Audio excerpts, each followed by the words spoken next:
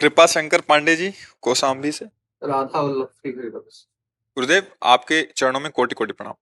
गुरुदेव, मैं वर्तमान में मुंगेर विश्वविद्यालय बिहार में अध्यापन कार्य करता हूँ। पिछले 4 महीने से सोशल मीडिया पर सतत आपको देखने और सुनने के बाद मेरे हृदय में आपको सदगुरुदेव रूप में स्वीकार कर लिया। हे गुरुदेव, मैं अनंत जन्मों से अज्ञान में भटकते हुए आपकी शरण में आया हूँ। आपसे मेरी प्रार्थना है कि आप मेरे इष्ट का निर्धारण करें और आगे का मार्ग निर्देशित करें। हाँ, ये आपका विषय है, स्वीकार करना आपका विषय है।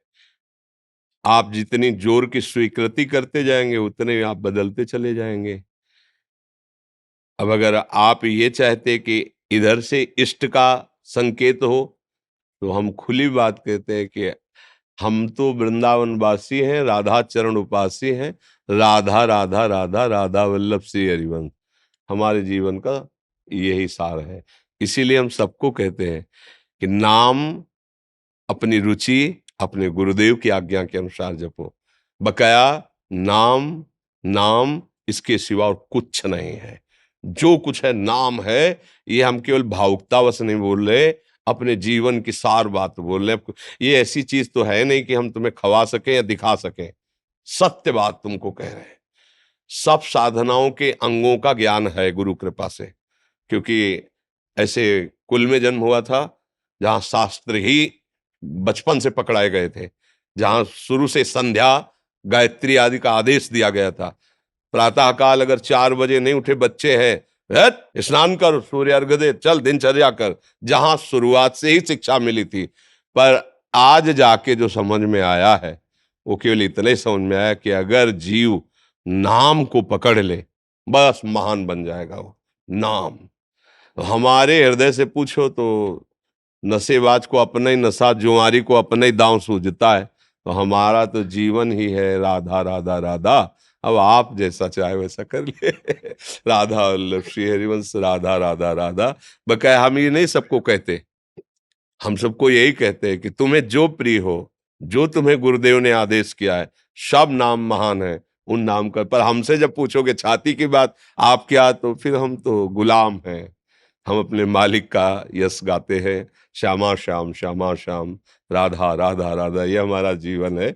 अब जिसको जैसा वो स्वीकार करें जी। सचिन आनंद जी, बिहार से। पूज्य गुरुदेव, आपके चरणों में कोटि कोटि नमन। महाराज जी, मुझ अदम से व्यभिचार, नशा, हिंसा, झूठ जैसे अपराध होते रहे हैं। कुसंग का इतना प्रभाव था कि बूढ़े पिता की सेवा करने का बिल्कुल भी भाव नहीं बना पहले। अब वो शरीर से नहीं रहे। अब बहुत घुटन होती है जब से आपका सत्संग सुना है, और प्रायश्चित की भावना होती है कि अब पिताजी की सेवा कैसे कर सकता हूँ। महाराज जी, इसका कर सकते हो। आचरण सुधार लो और नाम जप करो, तो सबके रूप में श्री भगवान ही आते हैं। चाहे वो माँ हो, पिता हो, भाई हो, बंधु हो। शरीर अलग अलग दिखाई देते हैं, पर तत्व रूप में भगवान सबके हृदय में बैठे थे। जब आप अच्छे आचरण करोगे और मन में ग्लानि होगी, जो आपने अभी बताया, अब लो नशानी अब ना नशे हो। अब तक गलती हुई, मुझे मार्ग का पता नहीं था। संत कृपा से, शास्त्र कृपा से मुझे जो पता चला, अब मैं वो गलती नहीं करूंगा। और नाम जप कीजिए, तो इससे माता पिता जहां भी होंगे, जिस शरीर में होंगे, उनका मंगल होगा और अंततो गत्वा उनका परम कल्याण हो जाएगा। हमारे शास्त्र तो कहते हैं 21 पीढ़ी तर जाती है, फिर माता पिता तो बहुत नजदीक पड़ते हैं।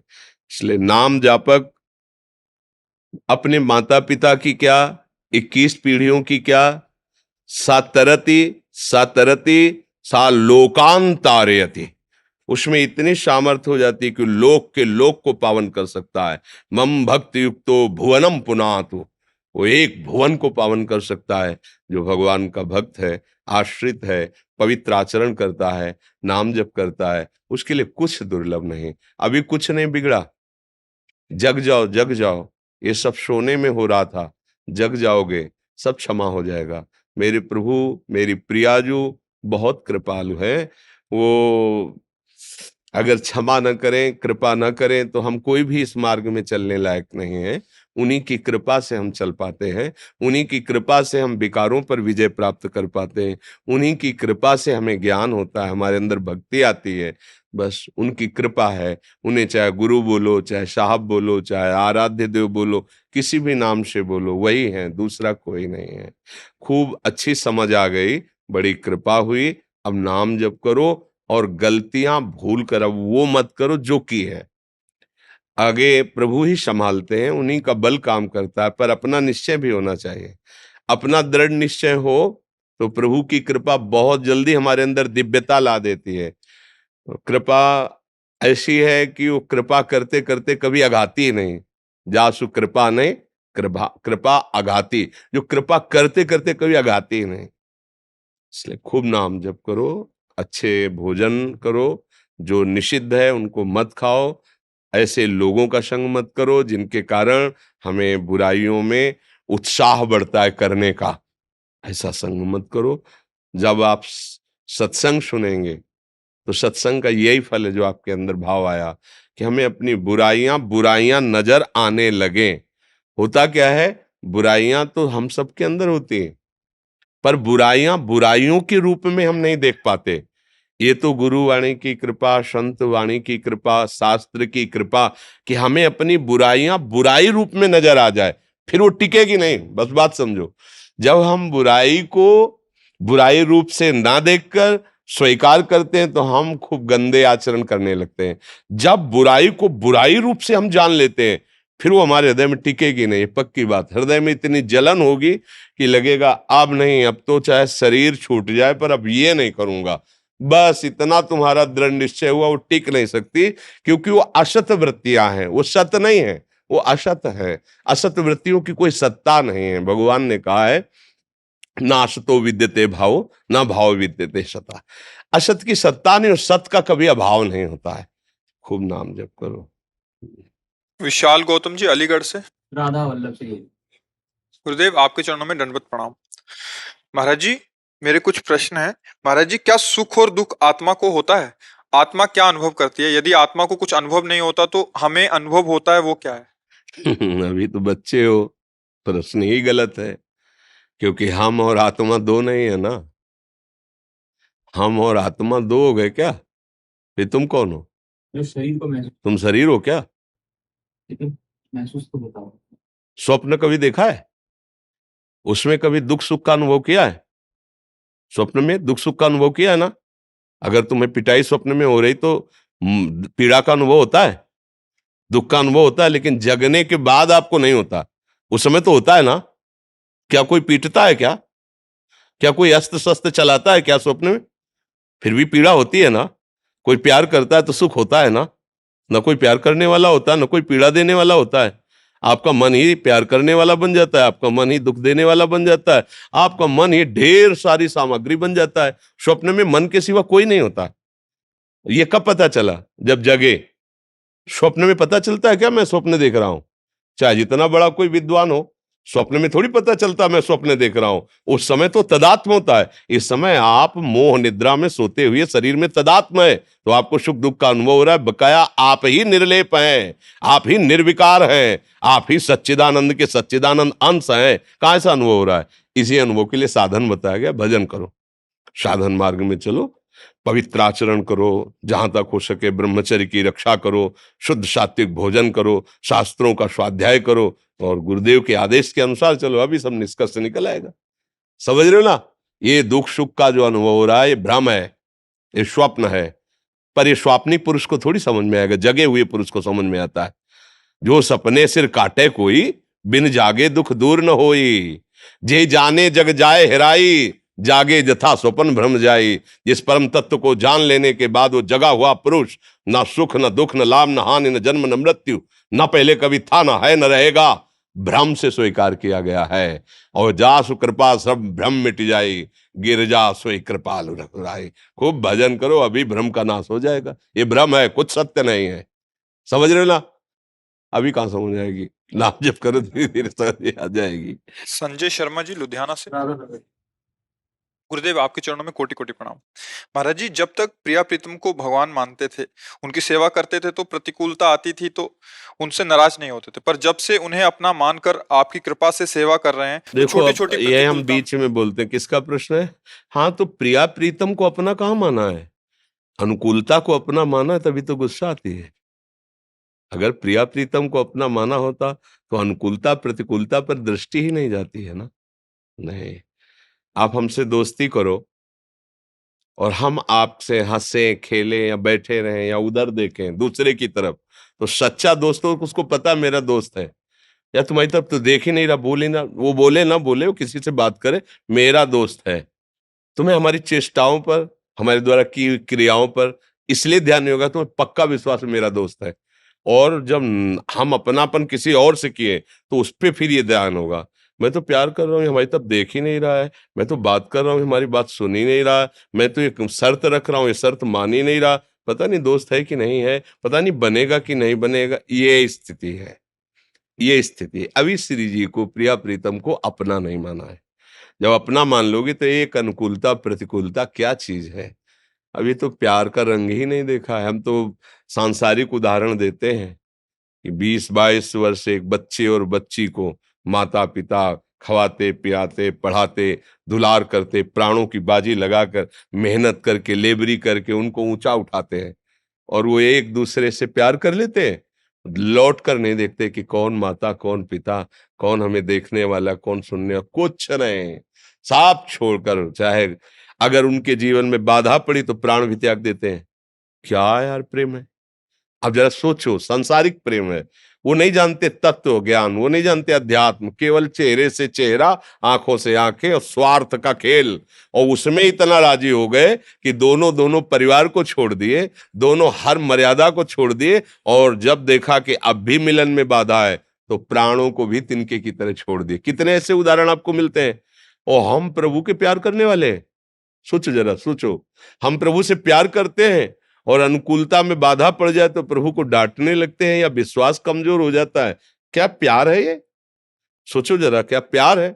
दोनों भागते, बोले पैसा नहीं है, बोले लेबरी कर लेंगे, कोई साथी नहीं, बोले मरेंगे, कुछ नहीं होगा तो मरेंगे, पर रहेंगे तो साथ ना, बोले हाँ ठीक है, चलो भाग चलते हैं। तो आपने प्रिया प्रीतम के प्रति क्या विचार है? ऐसा है विचार? मरेंगे तो आपके लिए, जिएंगे तो आपके लिए, रोएंगे तो आपके लिए, दुखी तो आपके लिए, सुखी तो आपके लिए। अब आप हमारे मित्र हो, आप हमारे जीवन धन हो, आप हमारे, अब भला ऐसा भाव करके देखो, प्रतिकूलता छू नहीं जाएगी। हम लोग अनुकूलता के गुलाम हैं और प्रिया प्रीतम को अनुकूलता का साधन मानते हैं, अपने प्रिया प्रीतम नहीं मानते हैं। अपने पे प्रश्न नहीं होता, अभी अपनापन श्री जी से नहीं हुआ। आप जो कह रहे हैं कि पहले भगवान मानते थे, अब उन्हें अपने लाडली लाल मानते हैं, तो पहले तो बन सकता था लड़ाई करना, अब तो बन ही नहीं सकता है। हमारे द्वारा सेवित है वो। हम जब सुलाते हैं तो सोते हैं, हम जब जगाते हैं तो जगते हैं, हम जो पवाते हैं वो पाते हैं। ठीक है, कर्मानुसार मुझे चाहे दरिद्रता मिले या संपत्ति, सम्मान मिले या अपमान, हम अपने लाडली लाल के हैं, लाडली लाल हमारे। यहीं से ऊंची स्थिति शुरू हो जाएगी अध्यात्म की। और लाडली लाल कहने को तो है हमारे, पर अभी हमारे बहुत कुछ है, हमारे बहुत कुछ है, इसीलिए वहां हमारापन नहीं। इनसे हमारापन जब होता है तो देखो, मीरा जी कह रहे मेरे तो गिरधर गोपाल दूसरों न कोई। तो क्या मीरा जी के जीवन में विपत्ति नहीं आई? हमारे तुम्हारे तो कभी कभी प्रतिकूलता आती, मीरा जी के तो प्रतिपल प्रतिकूलता थी। उनका देवर ही, वहां का शासनकर्ता ही उनके विरोध में था, पग पग पर उनके लिए। आप चरित्र पढ़ करके देखो। अच्छा, चरित्र में भी कुछ मोटे मोटे बातें कही जाती हैं, जो छाती पे बीतता है वो कौन जाने हुआ, तो खुद वो चरित्र लिखे तो भी कुछ बातें ऐसी होती है वो नहीं लिख सकता। अपने प्यार की, अपने प्रीतम की, प्रभु के प्रति जो अनुभूतियां, वो कैसे लिख पाएगा? तो चरित्र भी एक तरह से समझो कि बाहरी बातें कुछ वर्णन की, उन बाहरी बातों में इतना दुख अगर देखो तो प्रतिकूलता है, प्रतिकूलता। हलाहल जहर पिला दिया गया, तलवार लेकर के रोज धमकाता मीरा जी को। क्या क्या उनके ठाकुर जी को 60 आठ नीचे खुदवा के गड़वा दिया, ठाकुर जी को। कितना कितना कष्ट। हमारे तुम्हारे सामने क्या प्रतिकूलता है? आपको तो भोजन मिल रहा है, पानी मिल रही, वायु मिल रही है, सब घर परिवार के हैं, और कुछ मानी हुई धन या सम्मान या पद आदि की प्रतिकूलता आई तो हम सोचते हैं भगवान हमारा साथ नहीं देते, या प्रिया लाल का भजन क्या व्यर्थ जा रहा है क्या, ऐसा सोचे। ऐसा नहीं। जब असत कर्म व्यर्थ नहीं जा रहे तो सत्कर्म कैसे व्यर्थ जा सकता है? आप सोचो ना, आपका जब असत कर्म आपको बिना फल भोगाए नहीं छोड़ेगा तो ये सत्कर्म कैसे छूट जाए? ये व्यर्थ हो जाएगा? नहीं, ये तो अविनाशी है, ये तो महासुख प्रदान करेगा। सोनू जी, श्री राधा वल्लभ श्री हरि। गुरुदेव आपके चरणों में कोटि कोटि प्रणाम। गुरुजी, महाप्रभु हरिवंश चंद्र जी के प्राकट्य उत्सव पर आपने जो बधाई दिया था, उस बधाई का लाभ हम कैसे उठाएं? गुरुजी, मन को समझाकर आश्रित करना चाहते हैं पर आश्रय में टिक ही नहीं पाता। गुरुजी, हम जैसे अधमों नीच को मन बुद्धि को समर्पित करने का क्या स्वरूप है? देखो, हम बार बार कहते रहते हैं कि कोई भी कार्य जो हम नहीं कर पा रहे हैं तो उसमें हमें बोध हो रहा है कि मैं कमजोर हूं। अब हमको बल चाहिए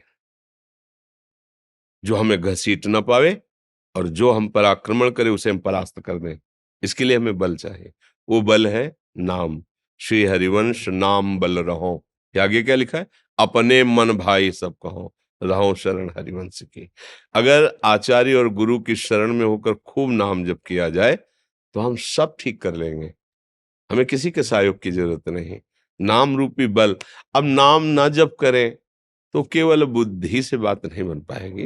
बुद्धि कहती है कि शास्त्र कहता है ये ना करो, और मन उस पर छलांग लगा दिया, अब वो जाएगा, वो गिरेगा। नाम जप है तो आपको रोकने की सामर्थ्य आ जाएगी। जहां मन को कहोगे वहीं लग जाएगा। नाम बल बहुत बड़ा बल है। बिना भजन के रंग नहीं आएगा। ये परमार्थ है। नाम, खूब नाम रटो। आप देखोगे एक नशा चढ़ता है नाम में, आनंद का नशा। न नींद आती है, न कुछ अच्छा लगता है। सब कार्य हो रहे हैं पर कुछ अच्छा नहीं लगता। एक अलौकिक दिव्यता, एक उदासीनता, ये तो अभी स्थिति की नहीं है अभी। और जब आगे रूप जागृत हो जाता है, प्रेम हृदय निहाल हो जाता है जीव, ये मन कहीं जाता नहीं। जैसे मक्खी है ना, गुड़ के सीरा में फंस जाए फिर निकल नहीं पाएगी। चीटा फंस जाए नहीं निकल पाएगा। ऐसे ही मन प्रभु के प्रेम रस में फंस जाता है। हमें चिंता नहीं करनी, हमारा काम हो चुका है। आप कहोगे हमारा नहीं, हम कह रहे हैं हमारी बात जो समझ जाए। तो देखो, हम भगवान के अंश है, उसमें कभी मलिनता नहीं हुई, हुई ही नहीं। कोई पाप उसको स्पर्श ही नहीं कर सकता। जो हमारा स्वरूप है, जिसे हम आत्मा कहते हैं, जो हम भगवद अंश है, कोई भी पाप उसे कभी स्पर्श नहीं कर सकता। कोई भी मलिनता उसमें है ही नहीं। चेतन, अमल, सहज सुख राशि, चैतन्य घन, तेजोमय, कोई भी विकार नहीं। अब हम अपने को भूल करके शरीर को अपना मान लिया। अब विकार की सब लीला शुरू हो गई। अगर हम नाम जप के द्वारा जो हमारे अंदर अज्ञान अंधकार है वो हट जाए, हमें अपने स्वरूप का बोध हो जाए, तो अभी हम भगवत प्राप्त थे, भगवत प्राप्त हैं, भगवत प्राप्त रहेंगे। आत्मा में कोई फर्क नहीं पड़ा अभी तक, ना आगे पड़ेगा। भ्रमवश स्वरूप को भूल करके हम शरीर में आ गए। शरीर में आने पर ये सारे दोष प्रकट हो गए। समझ रहे हो? जैसे स्वप्न में आपने 1 लाख कत्ल किए तो ना यहाँ का कानून दंड देगा ना वहां का कानून दंड देगा। देगा? अगर कहा जाए कि इसने 1 लाख कत्ल किए हैं स्वप्न में, तो उसका उपहास किया जाएगा ना, क्योंकि स्वप्न है। लेकिन स्वप्न ही में पुलिस पकड़ ले और डंडा चलावे और जज फांसी की सजा दे दे और फांसी हो जाए, तो अनुभव होगा कि नहीं होगा? स्वप्न ही में ये सब हो जाए तो अनुभव होगा ना। बस ऐसे ही मोह का ये जाल बिछा हुआ है। अभी हम अज्ञान निद्रा में सो रहे हैं। हम पाप करते हैं, उसका दंड भोगते हैं, सजाएं मिलती हैं, जन्म होता है, मृत्यु होता है, और कुछ नहीं है। उस आत्म तत्व में कुछ नहीं। जिस समय वो ज्ञान जागृत हो जाएगा तो आपको कभी भी कहीं भी कोई भी दंड नहीं मिलेगा। कैसे? जैसे सोने वाले को फांसी की सजा दी जा रही हो और उसे जगा दो, और वो सब देख के सहम जाएगा कि कुछ नहीं है, ना जज है, ना वकील है, ना कोई घटना है, ना कोई परिणाम। ये सब क्या है? ठीक ऐसे ये जागृत में जो हो रहा है, हम नहीं कह रहे, महादेव जी कह रहे, उमा काहू में अनुभव अपना, सत हरिभजन जगत सब सपना। सपना बोले ना, ज्ञानियों के गुरु है ना भगवान शंकर, ये स्वाप्निक जगत है। अब शुद्ध ज्ञान जब प्रकट हो जाएगा तो बात समझ में आ जाएगी। नाम जप करो, नाम ही जप आपका बल बढ़ाएगा। ज्ञान, आज का सत्संग सुना, प्रारंभ में ही बात थी कि जैसे दो लकड़ियों के रगड़ने से अग्नि पैदा हो जाती है, ऐसे ही जिह्वा में बार बार नाम जपने से ज्ञानाग्नि प्रकट हो जाती है, और वो ज्ञानाग्नि समस्त पापों को, समस्त अज्ञान को भस्म कर देती है। दिव्य स्वरूप, दिव्य आनंद प्राप्त। पर हम लोग क्या है कि बहुत क्षुद्र विषयों में राजी हो गए हैं, तो दिव्य की तरफ हम कल्पना भी नहीं कर सकते ये दिव्य आनंद होता क्या है। तो एक बार लगो, डट के नाम, कुछ भी हो रहा है ध्यान मत दो, मन कहाँ जा रहा है, क्या हो रहा है, वो क्या कर रहा है, वो क्या, ये मन यही फंसाता है, भजन नहीं करने देता। आप एक बार इसकी ना सुन के डट के भजन करो, काम करते हुए सब भजन होगा, सब कार्य कर। देखो, जब हमारे नई अवस्था थी तो हमारे गुरुजनों ने बैठ के माला जपने के लिए नहीं कहा था। पूरे आश्रम में झाड़ू लगाओ, पूरे पोछा लगाओ, सब वृक्षों को पानी सींचो, बड़ी बड़ी सिलाएं रखी थी, इनको उठा के यहाँ रखो, दूसरे दिन उनको उठा के फिर वहां रखो, दिन भर मेहनत, एक बार भोजन, पेड़ा बर्फी ये दूसरों को बांटते, कभी नहीं देते थे। ऐसे जैसे हम देख भी लेते तो देखते क्या, चल अपने काम में लग, जो सेवा है। क्यों? परिपक्व करना। फिर जैसे हम सोनी कहाँ हो जी, नहीं हो कहाँ जी, सोनी लगा रहे नहीं, अंदर से कहाँ हो, नाम चल रहा है, मंत्र चल रहा है, टोक टोक के एकदम सब कार्य करते हुए निरंतर नाम जप करने का गुरु कृपा से अभ्यास, सब कार्य।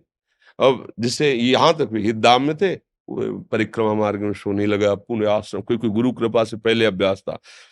24 घंटे में 2:30 बजे मधुकरी मांग के लाना और उसे पाना, न बाल भोग, न चाय, न नाश्ता, रात्रि की, जैसे अभी 2 बजे वहां से 2 बजे परिक्रमा प्रारंभ। ये जीवन भर का नियम है, 2 बजे वाला, कोई आज का नहीं है, जीवन का। जब स्वस्थ शरीर था तो लगा के पद्मासन बैठ गए, उठे, शौच स्नान, भागते हुए परिक्रमा पद गाते हुए, कभी चैन की सांस नहीं ली गई, कभी ऐसे नहीं। तब वो जाकर के एक हृदय की स्थिति बनती, भूमिका बनती, उसमें अत्यंत प्रयत्नशील, तब बात बनती। हम अपनी इंद्रियों को, अपने मन को अगर रगड़ेंगे ना सत्य मार्ग में तो उसमें राजी हो जाएंगे, रगड़ा है सत्य मार्ग में तो उसमें राजी हो गए, उनका दोष नहीं है। देखो, सबसे पहली बात हमारी कमजोरी क्या है, हम परेशान हो जाते हैं। संसार में देखो तो परेशान, परमार्थ की तरफ देखो तो हम परेशान हो, ये हमारा आदत स्वभाव बन गया परेशान होना। थोड़ा सा धैर्यवान बनो, गंभीर बनो। कोई भारी से भारी विपत्ति में परेशानी स्वीकार करके विपत्ति से थोड़ी निकला जाता, सुलझो, ठीक है, विपत्ति आई, समस्या आई, इसका समाधान होगा, ऐसा थोड़ी कि हमें नष्ट कर देगी। अगर अभी हमारी बड़ी हानि हो जाती है, हम कल इससे बड़ा लाभ प्राप्त कर सकते हैं। हमको एकदम बिल्कुल गंभीर रहना है, इतने कमजोर नहीं बन जाना। अब वो गए तो क्या होगा, अब वो वस्तु गई तो क्या, पद गया तो क्या होगा, प्रयास किया था, ये पद मिला था, इससे बड़ा पद प्राप्त करूंगा, मैं इससे बड़ा महान बनूंगा। ठीक है, एक बार गिर गया, गलती हो गई, दंड भोगूंगा, फिर इससे ज्यादा संयम में रहूंगा। बिल्कुल, मतलब एकदम फ्रेश दिमाग रखना चाहिए।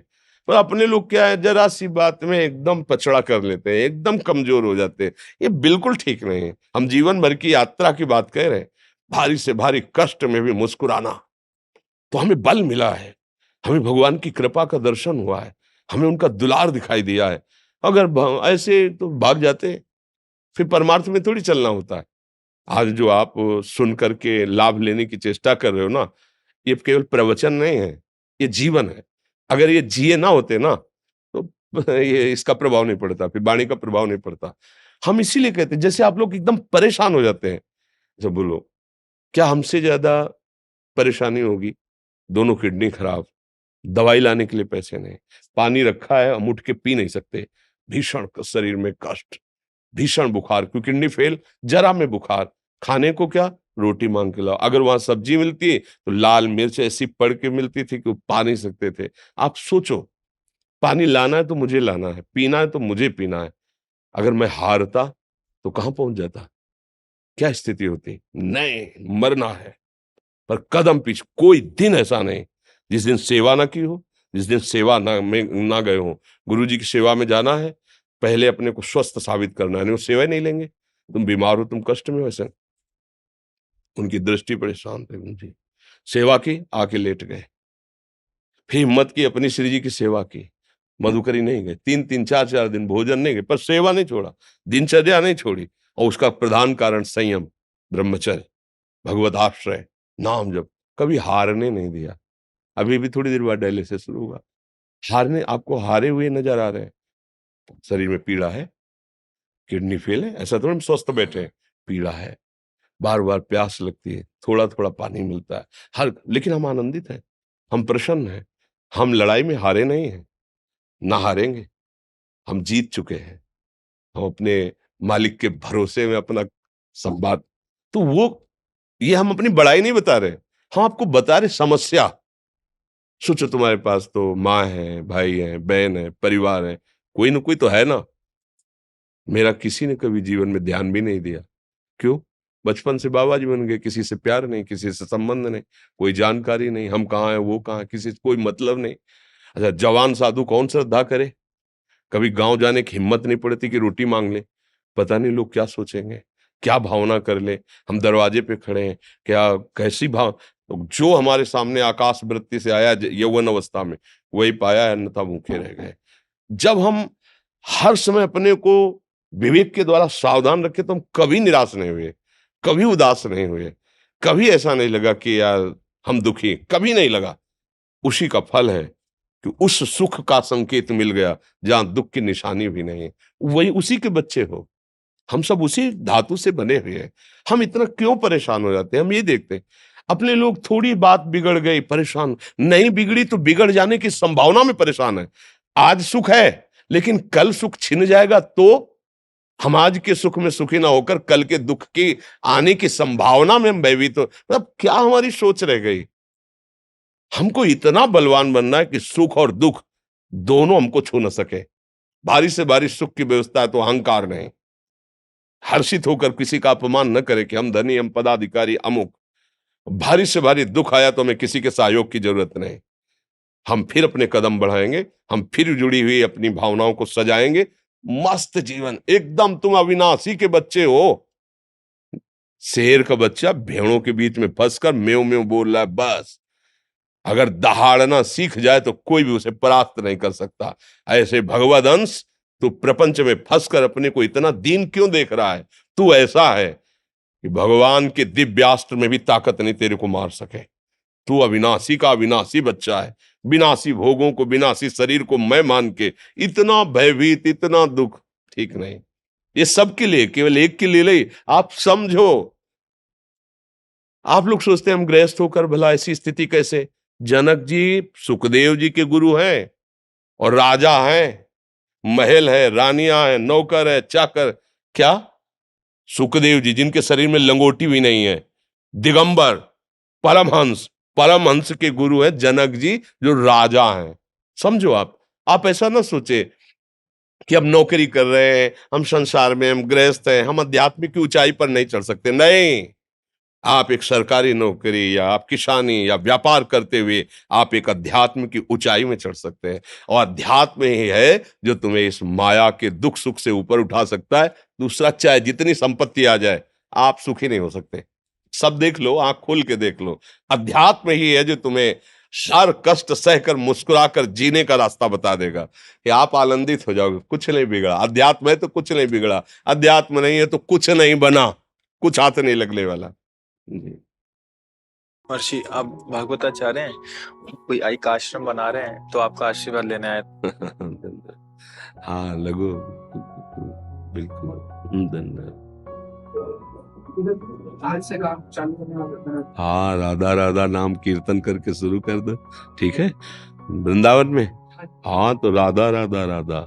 यहाँ की महारानी स्वामिनी जी, उनकी ठसक बसंद, किसी मंत्र की जरूरत नहीं। राधा राधा पराविद्या है। राधा राधा राधा नाम कीर्तन, फिर बाद में उपचार रूप से कुछ भी करो। प्रधानता जय घोष राधा नाम की कीर्तन 5 मिनट 10 मिनट धूम मचा के, चाहे संगीत से, हाँ ये सबसे बड़ा संगीत राधा राधा राधा, समझ रहे ला, सब महामंगल। हरि बिक जाते हैं, ये आंतरिक रहस्य है। राधा नाम में सहज किसी को परिचय नहीं मिलता, प्रीति नहीं होती, हरि बिक जाते हैं राधा नाम। इसीलिए हम छुपा के कहते हैं कि भाई मेरा तो विषय ये है। अब आप देख लो सबको कि हम किसी को फोर्स करके दबाओ बस, नहीं, तुम जो मन, जब लालजू तुम पे रिझेंगे ना तो खुद तुम्हारी जिह्वा ललचा जाएगी राधा राधा कहने के लिए। अपने तो है ही है श्री जी के रासत तो संयुक्त, उनके महल में एक कोना मिला है रहने के लिए, तो उनकी जय घोष करके राधा नाम कीर्तन करके शुरू कर दो। धन्यवाद धन्यवाद धन्यवाद, बार बार धन्यवाद।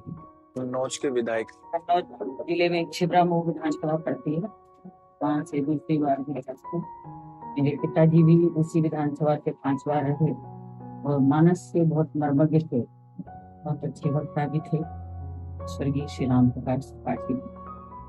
बस यही करना है, जब तक शरीर में श्वास रहे प्रभु का नाम स्मरण करते रहिए और समाज में साथ जा जाकर समझते रहिए कि हमारे जो सेवा विधान में कहीं किसी को दुख न पहुंचे, क्योंकि ये समाज भी भगवत स्वरूप है और ये पद जितने भी हैं ये समाज सेवा करके भगवान की प्रसन्नता चाहनी चाहिए, क्योंकि सबके हृदय में भगवान बैठे हैं। जहाँ तक कोई आवे अपनी दुख की बात कहे, उसको वचन के द्वारा और प्रयास के द्वारा, दोनों के द्वारा सुख पहुंचाए।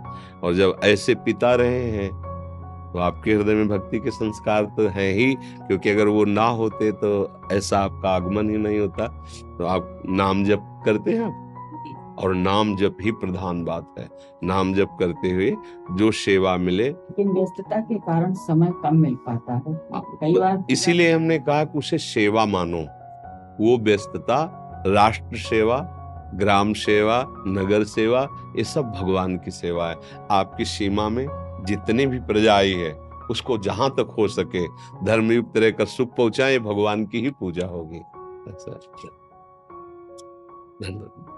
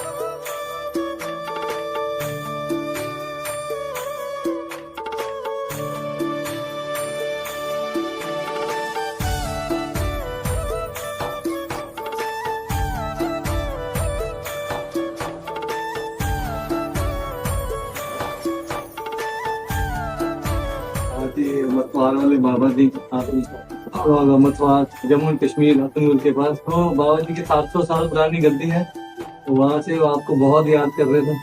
हमारा भी प्रणाम कर रहे हैं। उन्होंने स्पेशल गद्दी से हार दिया है, ये बाबा जी का बगीचा है, ये बाबा जी की गद्दी से हार स्पेशल। प्रणाम। ये बाबा जी का कुछ हाल, और ये चुन्नी मैंने करके बोलने की अगर महाराज जी ओढ़ लेंगे तो कृपा हो जाए। गुरु ले अभी गुरु जी के संतों के तो विकास